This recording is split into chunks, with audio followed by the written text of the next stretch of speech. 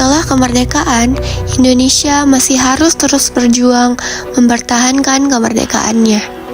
Karena setelah kemerdekaan, Indonesia tidak lepas dari berbagai ancaman-ancaman yang terjadi dalam negeri. Salah satunya yaitu RMS. Jadi, apa sih RMS itu?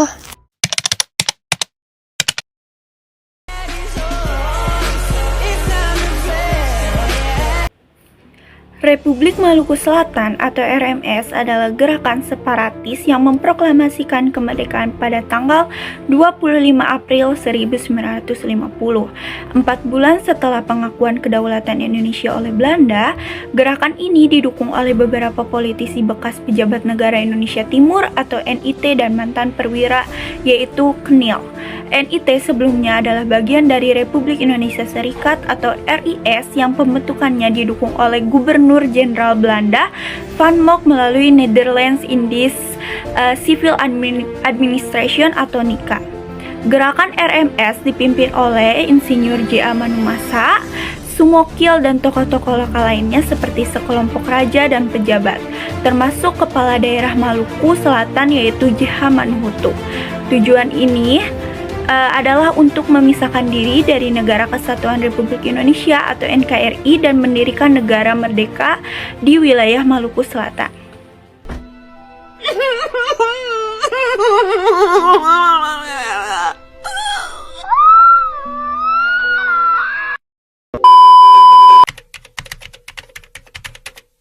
Gerakan RMS merupakan respon terhadap penggabungan NITI ke dalam NKRI, dipicu oleh ketidakpuasan sekelompok pejabat NITI setelah KMB.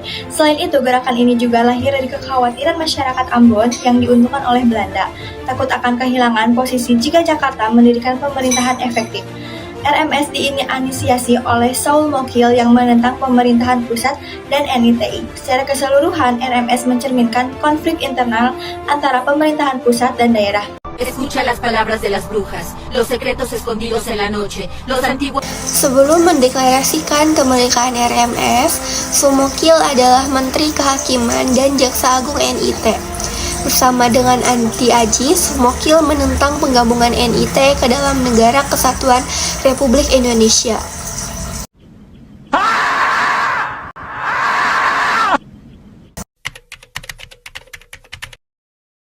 Selain Soumukil dan Manumasa, Nanlohi juga berpengaruh dalam RMS. Namun mereka curiga dan tidak percaya satu sama lain. Akibatnya, Nanlohi dipecat dan pergi ke Irian Barat. Pemerintahan RMS yang terdiri dari tokoh sipil dan militer KNIL asal Maluku tidak efektif dan stabil. Masalah internal RMS berasal dari penyelewengan ekonomi dan militernya yang bertindak sesuai kepentingan sendiri. Hey bro. What? Oh my god!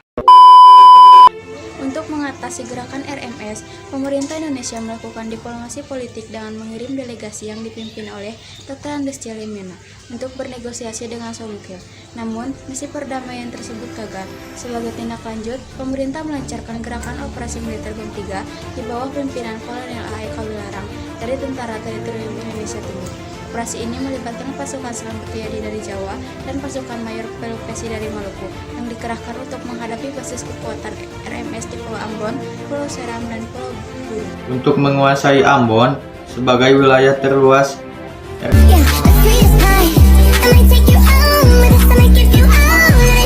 RMS dilakukan serangan umum Senopati yang melibatkan semua unsur dan pasukan dari Jawa dibagi dalam 3 kelompok pasukan, yaitu pasukan Mayor Ahmad Wiranata Kusuma, pasukan Letnan Kolonel Slamet Riyadi, dan pasukan Mayor Suryo Subandrio. You got me jumping like